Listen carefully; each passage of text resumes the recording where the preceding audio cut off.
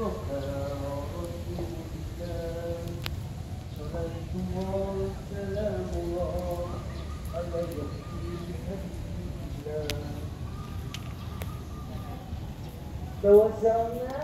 بسم الله ومن هدي رسول الله وقل سلام الله على ياسين حبيب الله وجاهد الله يا عباد يا الله abdi nuhun ken pangampura dina segala dosa dosa pura maafkan dari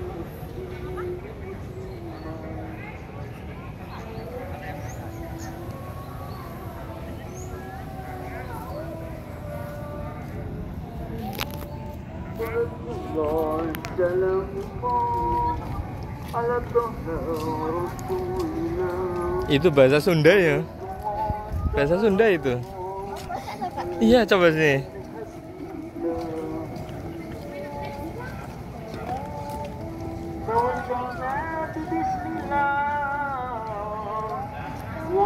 Puji-pujiannya pakai bahasa Sunda.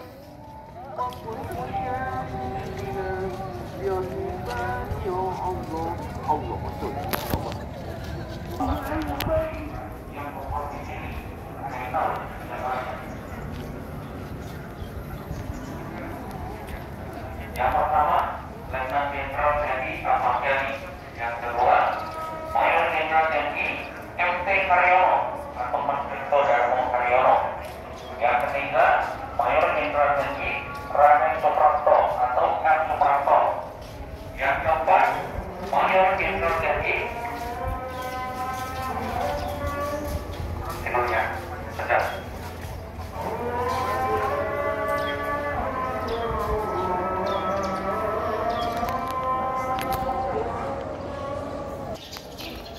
Untuk 7 pahlawan revolusi yang berposisi ada 7.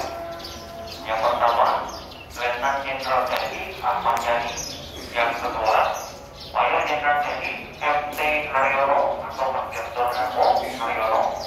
Yang ketiga, Mayor Jenderal TNI Suprapto atau Raden Suprapto. Yang keempat, Mayor Jenderal TNI S. Parman Diskondo Parman. Yang kelima, Brigadir Jenderal TNI DI Panjaitan Donald Iksan Panjaitan. Yang keenam, Brigadir Jenderal TNI Sutoyo Kiswowi Harjo. Dan yang terakhir, Letnan 1 Pierre Andreas Tendian. Nah, selain itu juga ada 2 pahlawan revolusi yang gugur di Yogyakarta.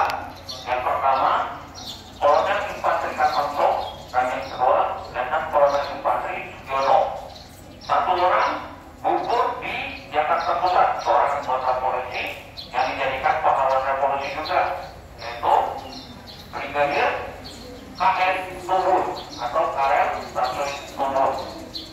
Nah, selain itu juga ada 2 kali pemberontakan PKI yang terjadi di Indonesia. Yang pertama, pemberontakan yang terjadi di Madiun pada tahun 1948 atau tepatnya 18 September 1948 yang diketuai oleh Muso, bisa diberangkat oleh Kabrik dengan pimpinan Bapak Brigadir Jenderal Gatot Subroto. Yang kedua, pemberontakan PKI yang terjadi di Jakarta Pusat pada tanggal 1 Oktober 1965 yang diketuai oleh DN Aidit atau IPA Nusantara Aidit, bisa diberangkat oleh ABRI dengan pimpinan Kolonel Sarwo Edi Wibowo. Dari penjelasan Bapak, ada yang mau ditanyakan? Sampaikan. Ya, silakan. Silakan. Ya, ada Ibu?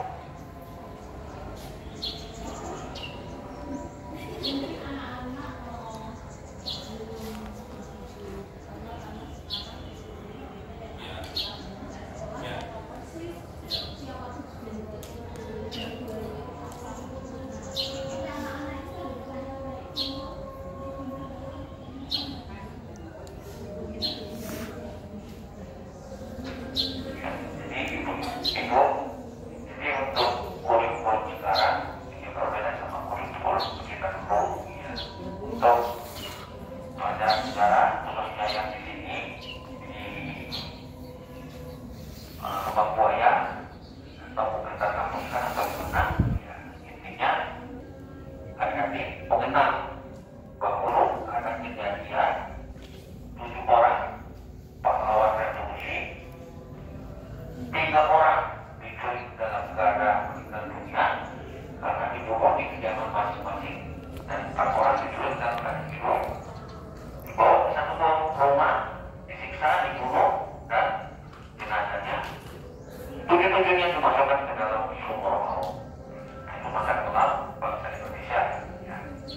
Walaupun tidak ada pelajarannya, nanti kalian bisa beli buku, nanti mungkin di YouTube mungkin ada pelajarannya, atau di ini kalian bisa lihat. Nah, kita lanjut lagi. Ketika kejadian tanggal 1 Oktober 1965 dini hari, 7 pahlawan revolusi yang tadi Bapak bilang, 3 orang diculik dalam keadaan meninggal dunia, 4 orang diculik dalam keadaan hidup. Sama-sama dibawa ke sini. Yang hidup ditutup matanya, diikat tangannya, dibawa ke sebuah rumah. Rumah itu dahulunya milik seorang simpatisan PKI bernama Bambang Harjono.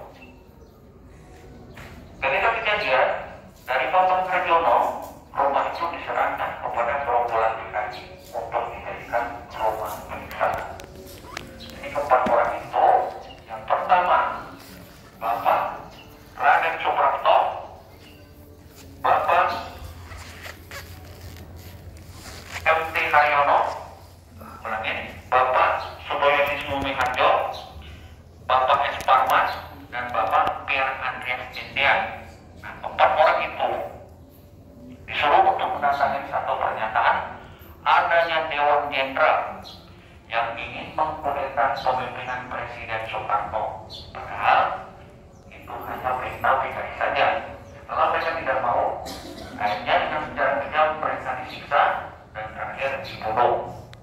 Setelah dibunuh, jenazahnya diseret, disatukan dengan 3 orang yang sudah meninggal dari rumah, satu persatu dicomplungkan ke dalam sumur maut.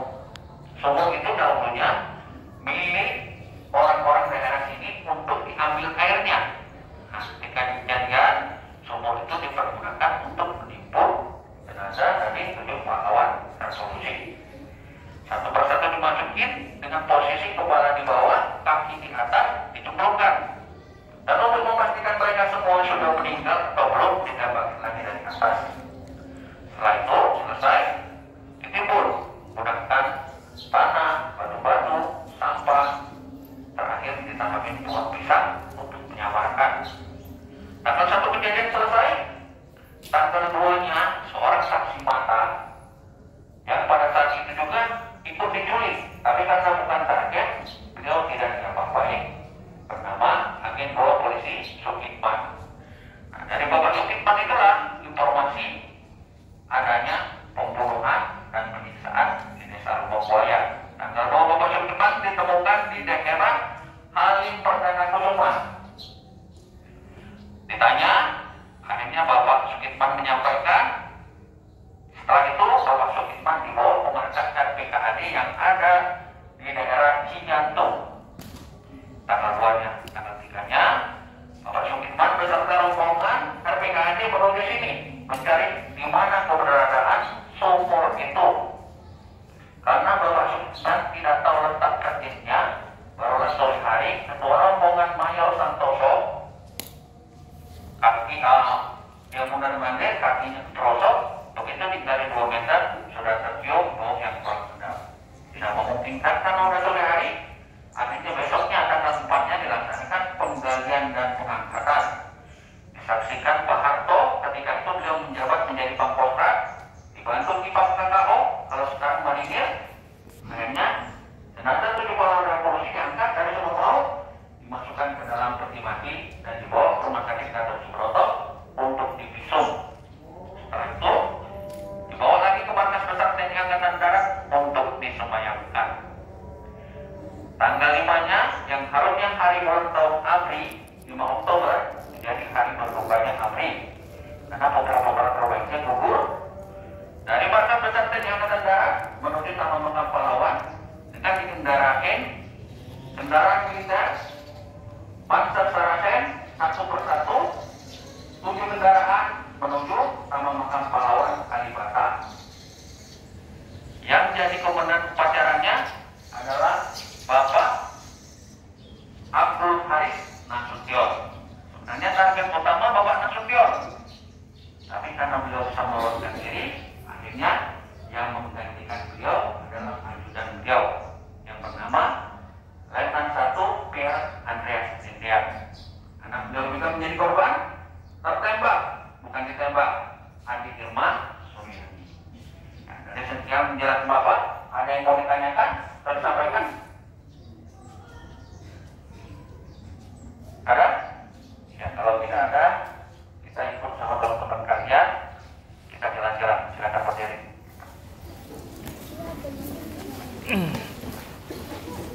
Topinya, itu. Ya, oke, sekarang kita jalan.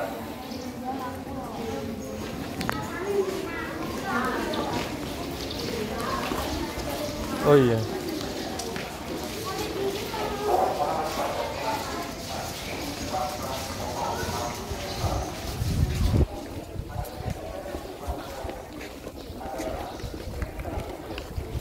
Hujan, gerimis.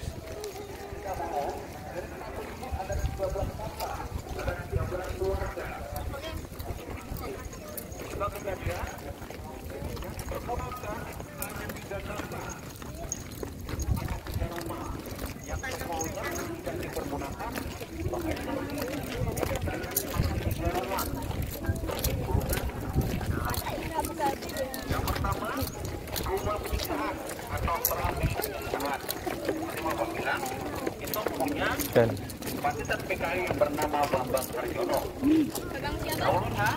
tarik dulu. Sekolah rakyat yang dipergunakan anak-anak Kelihatannya mau dicatat deh, sekolah.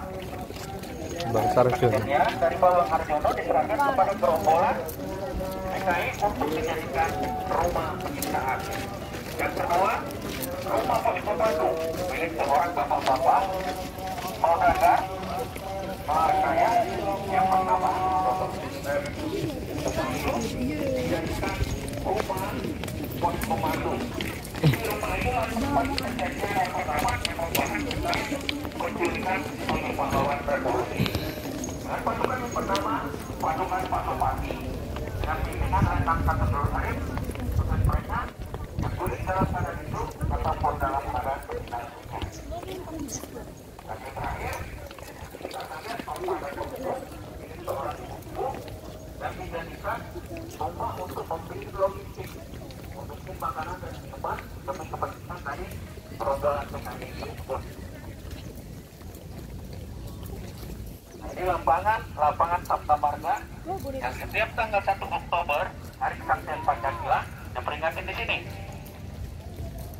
Tahun kemarin Bapak Joko Widodo, nah, tahun depan Pak Prabowo.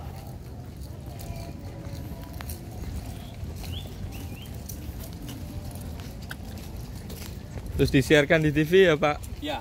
Biasanya. YouTube-nya ada Pak. YouTube-nya ada ya. Pak Yusuf live Pak Yusuf. Mboten.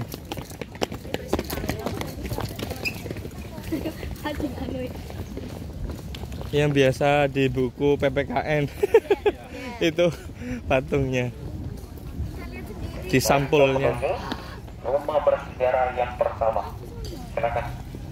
Oh, jadi kakinya masuk proses sini. Nah, inilah rumah penyiksaan atau serambi penyiksaan. Ya. Dari ketujuh pahlawan revolusi, 4 diantaranya diculik dalam keadaan hidup. Yang hidup itu dibawa ke rumah ini, disuruh untuk menandatangani surat pernyataan adanya Dewan Jenderal yang ingin mengkudeta kepemimpinan Presiden Soekarno. Padahal itu hanya fitnah PKI saja. Setelah keempatnya tidak mau, akhirnya mereka dengan secara kejam disiksa, terakhir dibunuh.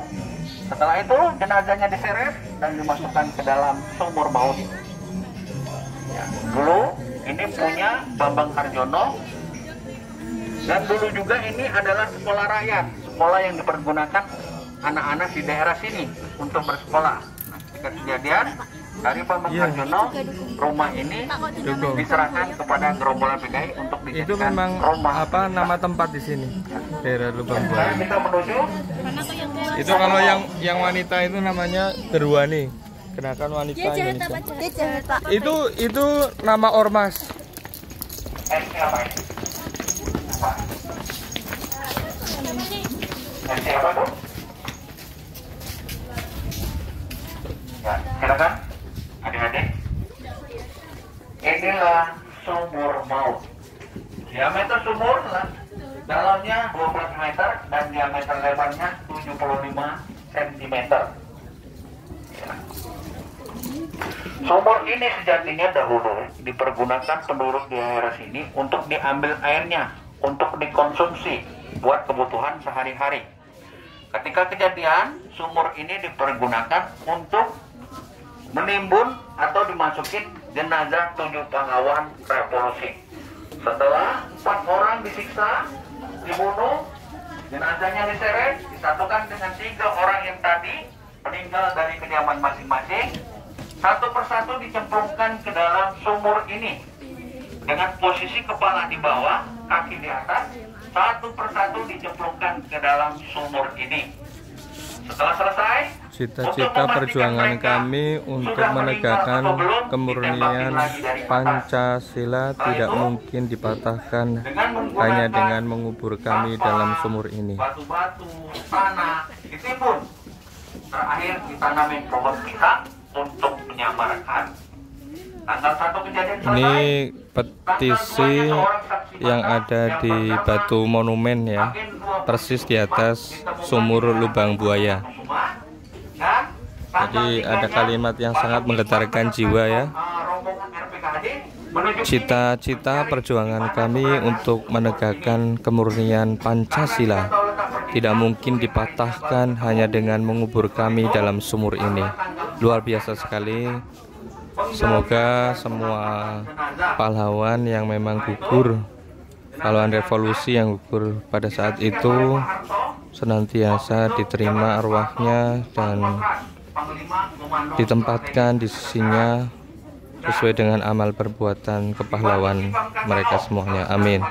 Akhirnya diangkat, dimasukkan ke peti mati dan dibawa ke rumah sakit Gatot Subroto untuk divisum.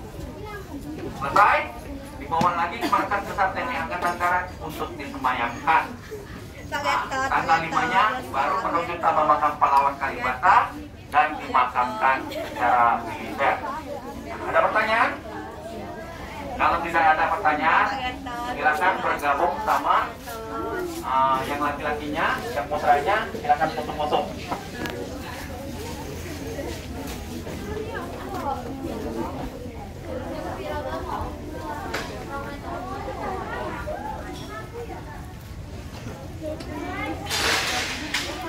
Iya.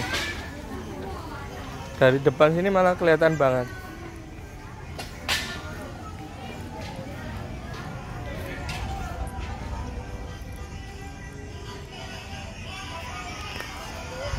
Astagfirullahaladzim.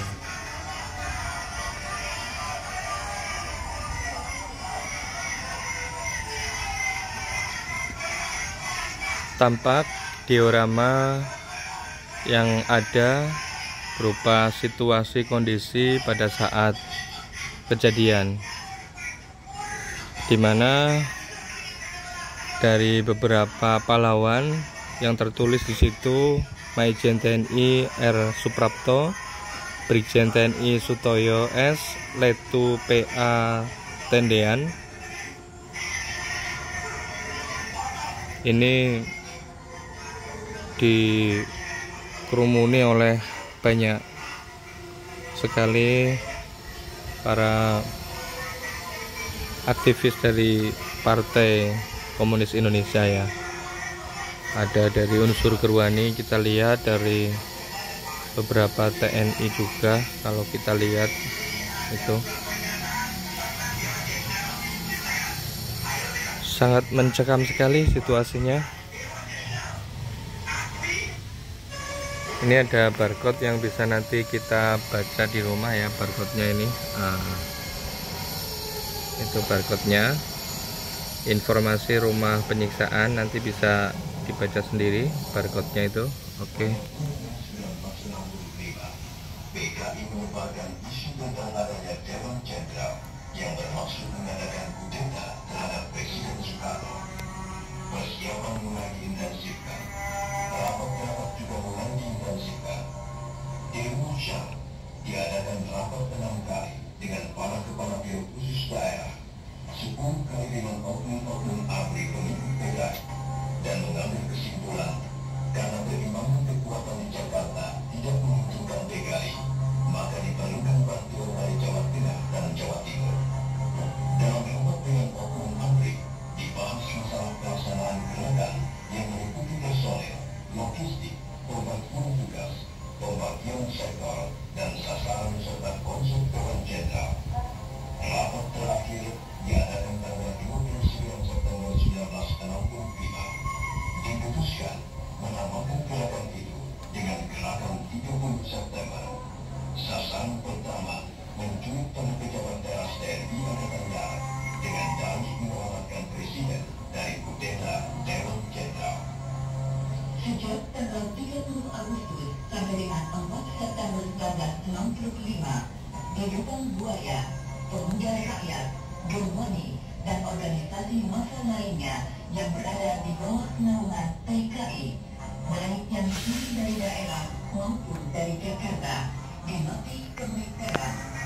Dengan dalih bahwa mereka adalah para sukarelawan yang sedang digembleng dalam rangka konfrontasi dengan Malaysia.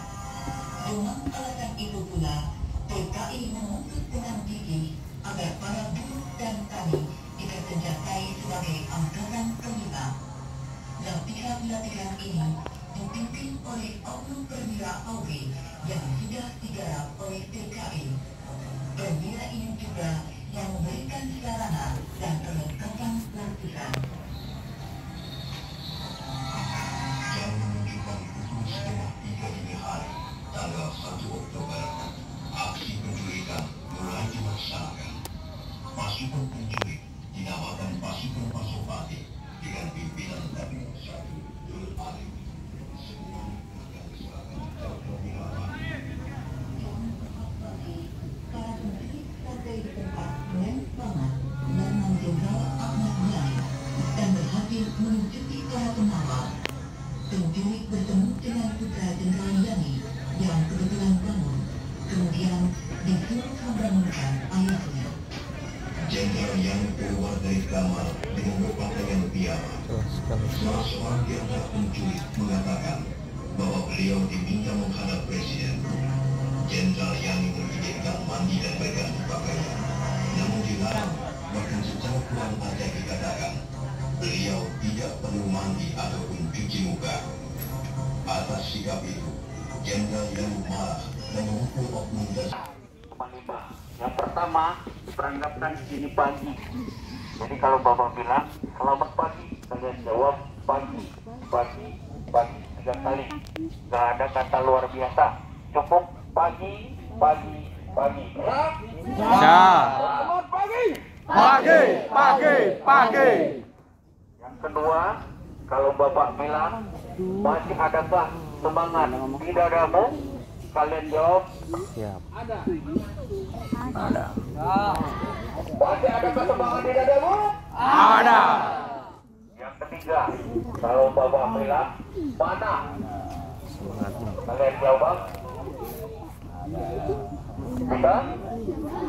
Mana? Ini dia. Yang nomor 4, kalau Bapak bilang Pancasila, kalian jawab Harga mati. salam 5 jari, Pancasila adalah kita. Bisa? Pancasila. Salam 5 jari, Pancasila adalah kita. Suaranya kurang. Pancasila. Salam 5 jari, Pancasila adalah kita. Terakhir, kalau Bapak bilang siapa kita, kalian jawab Indonesia. Kita? Siapa kita? Indonesia. Dan Persiapan. Persiapan. Suaranya sekali jadi nggak usah diulang-ulang. Suaranya yang menggelegar. Bisa nggak? Siap, bisa. Rapal pada. Selamat pagi. Pagi. Masih adakah semangat di dalammu? Masih. Mana? Ini dia. Pancasila. Salam lima jari. Pancasila selalu di hati. Siapa kita? Indonesia. Indonesia.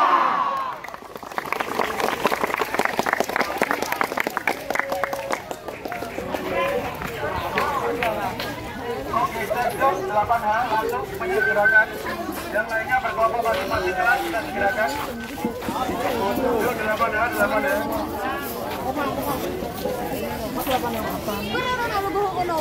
Ayo, ganti gaya. Seperti apa? Oke, tangan terkepal. Oke. Ayo, oke. Siap, 3, 2, 1. Yuk, foto yang ketiga. Oh, tunjuk. Oke, tunjuk seperti Jenderal Ahmad Yani. Oke, yuk. 3, 2, 1. Oke, sampun. 8, yuk. 3. Foto yang pertama. 3, 2, 1. Foto yang kedua. 3, 2, 1. Foto yang ketiga. Terakhir 3, 2, 1. Yuk, berikutnya. Oke, aman. Yuk, foto 3 kali. Yuk, foto yang pertama. 3, 2, 1. Foto yang kedua. Yuk, 3, 2, 1. Foto yang terakhir. 3, 2, 1. Oke, Mas Turun. Yuk, foto pertama, Mas Bro. Oh, hujan. Foto pertama. Budia. Kehujanan. Foto yang kedua. 3, Oh, panas biar adem. Ya Allah, ya udah. Sengaja. 2, 1. Impun. Oke, Mas Turun, 8 deh. Oh, santai bawa payung.